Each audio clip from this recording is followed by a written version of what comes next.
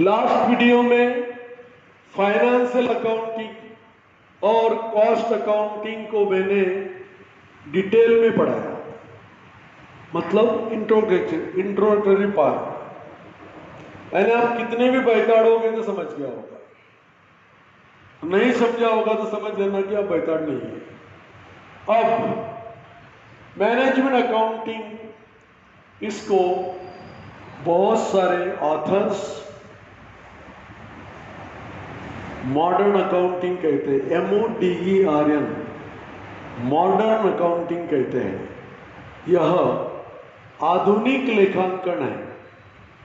वो आप बोलेंगे सर इसको मॉडर्न क्यों बोलते हैं? मैं इसका छोटा सा एग्जांपल आपके सामने दे रहा हूं।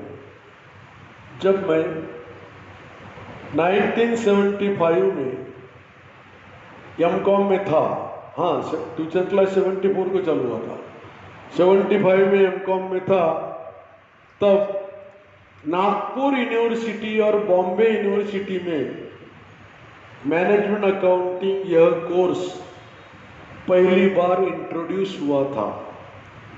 मतलब उसके पहले यह अकाउंटिंग हमारे स्टडी में था ही नहीं, क्योंकि उसका बर्थ, जन्म और डेवलपमेंट लेट हुआ कॉस्ट अकाउंटिंग के कंपैरिजन में। अब प्रश्न ये है, मैनेजमेंट अकाउंटिंग की जरूरत क्यों गिरी और मैनेजमेंट अकाउंटिंग है क्या? मैनेज करना मतलब प्रबंधित करना। आप अपने डैडी को कभी कभी बोल देते हो, डैडी आप चिंता मत करो, मैं मैनेज कर लूंगा। मैं मैनेज करेगा मुझे क्या? बिल्कुल चिंता मत करो, मैं मैनेज कर लूंगा। क्या मैनेज करेगा तुमको भी पक्का मालूम नहीं रहता, आपको इतना ही बताना रहता कि आप फिक्र मत करो, मैं देख लूंगा। मैनेज कर लूंगा मतलब अच्छी तरह से मैं संभाल लूंगा। आप उन पिताजी को बोलते हो कि मैं मैनेज करूंगा जिन पिताजी ने आपको मैनेज किया, फिर भी आनंद मिलता है, लेते ले आता। तो मैनेजमेंट अकाउंटिंग का पहला point, management accounting is modern accounting. Example के साथ मैंने कोट किया, मैं स्वयं जब 75 में MCOM फाइनल में था तब ये सब्जेक्ट पहली बार में पढ़ा, और उस वक्त 9 क्वेश्चंस थ्योरी के आते थे और ये एक प्रॉब्लम आता था ओनली। इसलिए इसका डेवलपमेंट, जन्म लेट, डेवलपमेंट लेट। आपके बड़े भाई साहब जन्म पहले लिया, डेवलपमेंट जल्दी हुआ, जैसा कॉस्ट अकाउंटिंग का। वैसे आप लेट जन्म हुए, आपका डेवलपमेंट भी लेट होगा। अब तो this accounting is not compulsory and audit and publication of this accounting is also not compulsory. Same sentence इधर भी लिखा है कॉस्ट अकाउंटिंग में, एंड सेम सेंटेंस है कॉस्ट अकाउंटिंग में लिखा है। अब प्रश्न ये है कि अकाउंटिंग जन्म ही क्यों लिया? इसकी क्या जरूरत थी? प्रोडक्शन के लिए कॉस्ट अकाउंटिंग थी, रियल ट्रांजैक्शन लिखने के पहले फाइनेंशियल अकाउंटिंग थी, फिर क्या जरूरत थी मैनेजमेंट अकाउंटिंग की? जरूरत ये थी कि हम यानी कारखाने के मालिक लोग जबरदस्त कंपटीशन में उतरे। क्यों?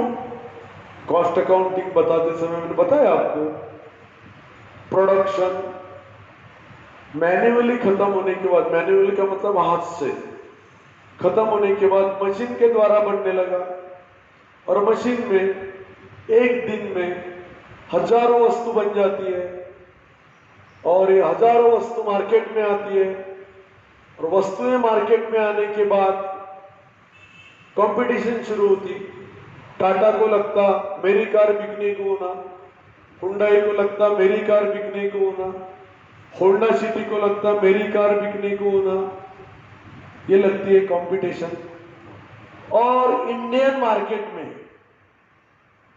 वो वस्तु ज्यादा बिकती है जो थोड़ी कीमत में कम रहती है, क्योंकि हमारा इनकम लेवल कम है in comparison of western countries. तो फिर कार के प्रोडक्शन में 3 कंपनियों की कंपटीशन चल रही। अब कंपटीशन में तो टिकना है, तो कंपटीशन में टिकना है तो पहली बात तो क्वालिटी अच्छी दो, और क्वालिटी अच्छी देने के बाद ये भी देखो कीमत नहीं बढ़ने को होना, तो कॉस्ट रिडक्शन, कीमतें कम करने के लिए कॉस्ट यानी COST, रिडक्शन यानी कम।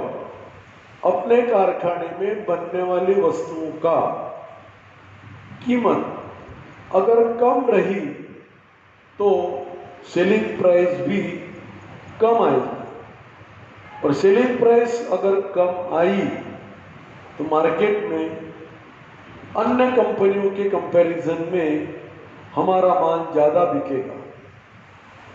ये मैनेजमेंट अकाउंटिंग का जन्म लेने का प्रमुख कारण है। Due to heavy competition, cut throat बोलते हैं उसको, गले कापूस स्पर्धा, हेवी कंपटीशन के कारण Maruti company, actually Maruti company Suzuki company है, उसके बाद में होंडा कंपनी, हुंडई कंपनी आपस में जम के कंपटीशन कर रही, और इस कंपटीशन में अपने कार की कीमत कम करने के लिए फिर कारखाने के अंदर इंस्पेक्शन चालू हुआ। कैसा इंस्पेक्शन कि मटेरियल, अभी एक कार के लिए कितने रुपए का मटेरियल लग रहा, मान लो 15,000 का लग रहा होगा, तो आप मालिक करके बोलोगे मैनेजर को कि भैया ये थोड़ा सा कम करने की कोशिश करो ना। अगर 15 के बदले में 13,000 का मटेरियल लगा, टायर अगर 12,000 के लगते हो 10,000 के लगे, इलेक्ट्रिक का सामान 50,000 का लगता होगा, वो अगर 2-3 हजार कम हो गई तो अपने मोटर की कीमत कम होगी, कार की कीमत कम होगी, और कार की कीमत कम हो गई तो हम जम के एडवर्टाइज करेंगे कि अन्य कंपनियों के कंपैरिजन में क्वालिटी में कहीं भी कॉम्प्रोमाइज न करने के बाद भी हम सस्ती कीमत में आपको मोटर दे रहे हैं, क्योंकि हम आपसे ज्यादा कमाना नहीं चाहते। ये बोलने की बात है, हम आपसे ज्यादा कमाना नहीं चाहते। तो डेफिनेटली आप अगर सुजुकी कंपनी के मालिक हो यानी मारुति, और आपका प्रोडक्शन अगर कम कीमत पर मार्केट में अवेलेबल हो गया तो आपकी कॉम्पिटिटिव पावर, स्पर्धा शक्ति बढ़ेगी, आपका सेल बढ़ेगा। तो main object of the management accounting is this, to cut the production cost, उत्पादन की कीमतें कम करने के लिए प्रयत्न करना एक पहला मेजर ऑब्जेक्ट है। कैसा कम होगा? जहां जहां पर वेस्टेज ज्यादा हो रहा, जहां जहां पर वेस्टेज ज्यादा हो रहा, कहीं पर चोरी चपाती हो रही, वो जगह जगह पर जहां पर तुम्हारा नुकसान हो रहा हो कम करने की कोशिश करोगे तो प्रोडक्शन कॉस्ट ऑटोमेटिक कम होगी। तो मैनेजमेंट अकाउंटिंग का मेन ऑब्जेक्ट है प्रोडक्शन कॉस्ट में कम करना। क्यों? क्योंकि इसके कारण आपकी कॉम्पिटिटिव पावर मार्केट में बढ़ेगी। This accounting is not compulsory, और सरकार तो आपको बोलेगी नहीं कि तुम्हारी कॉम्पिटिटिव पावर बढ़ाओ। आपको लगता है कि मेरी कार कम कीमत में बनना चाहिए और मार्केट में अपने धूम मचाना चाहिए, इसलिए मैनेजमेंट अकाउंटिंग रखो, ऐसा सरकार ने बिल्कुल बोला नहीं, कंपल्सरी नहीं। ऑडिट नॉट कंपल्सरी, ये तो केवल आप अपना पावर बढ़ाने के लिए कर रहे हो। पब्लिकेशन डेफिनेटली नॉट कंपल्सरी, क्यों? मैनेजमेंट अकाउंटिंग का मेन ऑब्जेक्ट है कीमत कम करना, और कीमत कम करने के लिए जहां जहां पर आपके लूपहोल्स है, लैकूनास है, आपके कारखाने में कमियां हैं, जहां जहां पर आपका नुकसान हो रहा है, वो रोकथाम करके प्रोडक्शन कॉस्ट कम करना। इसलिए वो ना हो ऑडिट कंपलसरी है और ना तो उसका पब्लिकेशन कंपलसरी है। देखो बच्चों, एक बहुत सुंदर एग्जांपल देता हूं। बहुत सारे घर में सभी रूम्स के टॉयलेट से लेकर लाइट चालू रहते हैं शाम को, पर कुछ घरों में जिस रूम में आप बैठे हो वहीं का लाइट चालू रहता है, और बाकी आपके डैडी, आप बंद नहीं करोगे, बिल आपको नहीं भरना पड़ता, डैडी भरते हैं। डैडी मम्मी बचत करने की कोशिश करते हैं। क्यों? अनवांटेड अगर इलेक्ट्रिक जल रही है, आप अगर ड्राइंग रूम में बैठे हैं और वॉशरूम की, किचन रूम की इलेक्ट्रिसिटी चालू है, मतलब क्या? That is unproductive expenditure. इस तरह से एक्सपेंडिचर जैसा आपके डैडी मम्मी कम करना चाहते हैं, उसी तरह का एक्सपेंडिचर कारखाने के मालिक लोग मैनेजमेंट अकाउंटिंग के माध्यम से कम करते हैं। वो उनका पर्सनल कॉम्पिटिटिव इंटेंशन है, इसलिए वो ऑडिट कर, लिखना भी कंपलसरी नहीं, ऑडिट भी नहीं, और पब्लिकेशन तो नहीं तो नहीं। अब but it is useful for controlling the expenditure and production cost. अब देखो कॉमन सेंस की बात है, आपके डैडी मम्मी आपके साथ टेलीविजन के रूम में अगर बैठे हैं तो बाकी रूम के लाइट बंद करने को आपको बोलेंगे। क्यों? क्योंकि बिल कम आएगा। उसी तरह जहां जहां पर आपका नुकसान हो रहा, बहुत सारे कारखाने में क्या होता, एक चौकीदार के बदले में 5-5 चौकीदार लगा देते हैं। जहां पर 1 या 2 की जरूरत है, कहां पर मैनेजर जैसा एक आधे मशीन के ऊपर एक ही मैनेजर होना, वहां 1-2 मैनेजर और लगा देते हैं कि भाई अच्छा काम करो। ये इसको बोलते हैं ओवर स्टाफिंग, यानी जरूरत से ज्यादा कर्मचारी लगाना। जहां पर इलेक्ट्रिक बिल ज्यादा आ रहा, आपके कर्मचारी ज्यादा है, आपके मैनेजर ज्यादा है, अन्य कारखाने के कंपैरिजन में आप बेमतलब एडवर्टाइजमेंट का खर्चा कर रहे हो। जहां जहां पर आपका खर्चा कम करना है, उसको कंट्रोल में लाने के लिए, यानी कंट्रोलिंग करने के लिए आपको मैनेजमेंट अकाउंटिंग मदद करता है। लिखा ना, बट इट इज यूजफुल, उपयोगी है के लिए controlling the expenditure and production cost. आप बोलेंगे प्रोडक्शन कॉस्ट क्या होती है? सीधी बात है, आपके डैडी मम्मी ने इलेक्ट्रिक का बिल कंट्रोल किया, पानी का बिल कंट्रोल किया, आपके घर में आपकी मम्मी हमेशा ज्यादा खाना पकाती होगी, दूसरे दिन भिखारी को देती होंगी, डैडी ने वो कंट्रोल कर दिया कि भाई उतना ही खाना बना जितना आवश्यक है। तो एक्सपेंडिचर कम होने से आपका फैमिली का बजट कम होगा, मतलब प्रोडक्शन कॉस्ट कम होगी। एक आदमी को जिंदा रखने के लिए पहले अगर 3,000 रुपये लगते होंगे, हो सकता है 2,900 लगेंगे।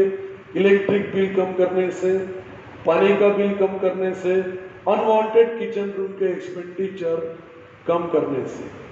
बहुत बार ऐसा होता है, आप साल भर डैडी मम्मी को जूते मांगते रहते हैं, डैडी जूते होना, मम्मी जूते होना। तो डैडी बोलते हैं नहीं, इसको बार बार जूते देने से एक ही बार दूंगा, लेकिन ऐसे दूंगा कि वो याद रखेगा। ये भी एक्सपेंडिचर कंट्रोल हो गया ना। 5 जोड़ियां आपको लेके ना देते हुए डैडी ने आपको जम के एक ही बार बांटा के लेके दिया, यानी जूते पहनने के लिए की बात कर रहा हूं मैं। कंट्रोल ऑफ द एक्सपेंडिचर हो गया। वैसे ही ड्रेस के बारे में, हर त्योहार पर आप ड्रेस मांगते होंगे, कपड़े मांगते होंगे। डैडी ने बोला आपको कि अरे वो पुराना ड्रेस तो फटा नहीं। फिर एक दिन आपने ताव में आके शर्ट भी फाड़ दिया, पैंट भी फाड़ दिया। डैडी को बोलने लगे, देखो डैडी ये फट गया। डैडी क्या बोलेंगे, अभी इसकी तो फैशन है आजकल, फटी पहनते जा। इस तरह से प्रोडक्शन कॉस्ट दिमाग लगाकर कम की जाती है। मम्मी ने कितना भी बोला कि वो फटे तक कपड़े पहनता, तो डैडी बोलेंगे अच्छी बात है, हम भी फटे तक ही कपड़े पहनते थे, खाली फाड़ते नहीं थे। अभी चौथा point, by the help of this accounting we, क्या लिखा है पढ़ो इसको, हम planning for future factory and it is needed for factory. मतलब by the help of this accounting, इस अकाउंटिंग के द्वारा आप फ्यूचर में होने वाले एक्सपेंडिचर के साथ कंपेयर कर सकते हो। और इट इज नीडेड, ये जरूरी है। जैसा कि आपके डैडी ने आपकी पूरी 4-5 मार्कलिस्ट तुम्हारे सामने रखा और बताया, देख तू नर्सरी में कितना गधा था, फिर 10th में कितना गधा हो गया, फिर 12th में कितना गधा हो गया। ये कंपैरिजन करने के लिए मार्कलिस्ट सुनो ना। उसी तरह मैनेजमेंट अकाउंटिंग में कारखाने का इतिहास कंपेयर करने के लिए और फ्यूचर ठहराने के लिए ये मैनेजमेंट अकाउंटिंग का डाटा इंफॉर्मेशन मदद करती है। अभी आप एक प्रश्न आपके मन में आ चुका होगा, वो है कि सर इसके लिए क्वालिफिकेशन क्या है? इसके लिए कोई स्पेसिफिक क्वालिफिकेशन नहीं है। तो फिर एक्सपेंडिचर कंट्रोल करने वाला, नॉलेज रखने वाला दमदार व्यक्ति को इस मैनेजमेंट अकाउंटेंट करके नियुक्त किया जाता है। जनरली उसका qualification CA, ICWA, MBA, MCOM, अच्छा लगा होगा आपको MCOM सुनने के बाद, ये भी हो सकता है। क्यों? बहुत सुंदर एग्जांपल देता हूं। आपके डैडी और मम्मी का क्वालिफिकेशन मुझे मालूम नहीं है, पर बहुत लोग, जैसा कि आपके डैडी ने जब शादी किया होगा तो हो सकता है आपके डैडी ने मम्मी का केवल क्वालिफिकेशन देखा होगा, बहुत पढ़ी लिखी लड़की होगा।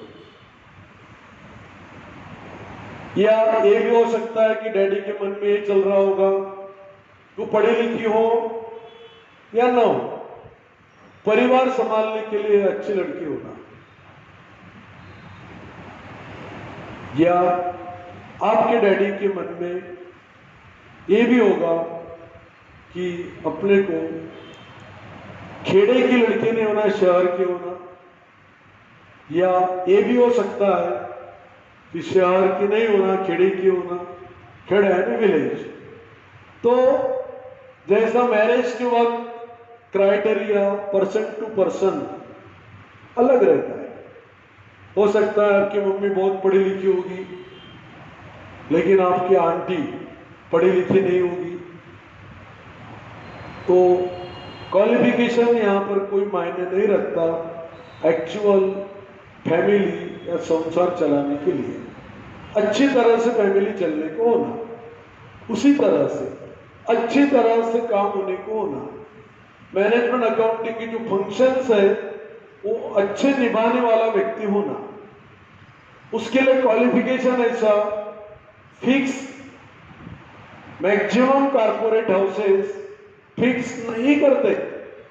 फिर भी कुछ मालिक लोगों का कहना रहता है कि जब अपन मैनेजमेंट अकाउंटेंट लगा ही रहे, क्यों नहीं CA होना चाहिए, हो सकता है वो ICWA होना चाहिए, हो सकता है वो MBA होना चाहिए, हो सकता है वो MCOM होना चाहिए। ये भी हो सकता कि बहुत कम पढ़ा लिखा है लेकिन दूसरे कारखाने में अच्छे से उसने काम किया, लेकिन वो केवल BCom है, तो मुझे ये बोलना है, आपको मैनेजमेंट अकाउंटिंग के द्वारा जो उद्देश्य पूरे करवाना है, ऑब्जेक्ट पूरे करना है, टारगेट पूरे करना है, वो टारगेट पूरा करने के लिए जो प्रॉपर व्यक्ति आपको लगता होगा वो अपॉइंट किया जाता है। ये जरूरी नहीं है कि वो बीकॉम, एमकॉम, एमबीए, आईसीडब्ल्यूए या सीए होना। तो बच्चों, अकाउंटिंग, फाइनेंशियल अकाउंटिंग पढ़ने के पहले आपको मुझे ये बताना जरूरी था कि अकाउंटिंग के प्रकार कितने हैं। बहुत सारे बच्चे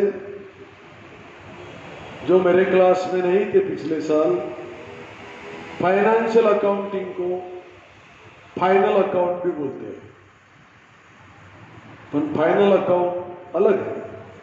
फाइनेंशियल अकाउंटिंग में जो 20-25 चैप्टर है, उसमें से एक चैप्टर का नाम फाइनल अकाउंट है।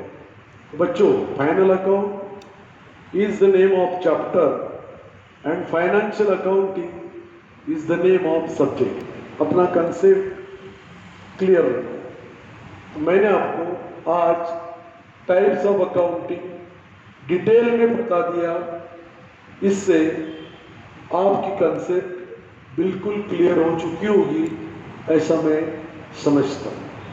अभी इसके बाद एक्चुअली फाइनेंशियल अकाउंटिंग को पढ़ाना मैं चालू करने वाला हूं। कॉस्ट अकाउंटिंग, मैनेजमेंट अकाउंटिंग, ये भी आपको पढ़ना है, लेकिन वो चौथे सेमेस्टर के बाद। तो आज हमको पहले सेमेस्टर में फाइनेंशियल अकाउंटिंग पेपर 1 या 1 लिखा है, पेपर 1 पढ़ना है। और इस साल फाइनेंशियल अकाउंटिंग के पेपर 1 में आपके यूनिवर्सिटी ने कुछ चेंजेस किए हैं। पुराना एक चैप्टर निकाल दिया है।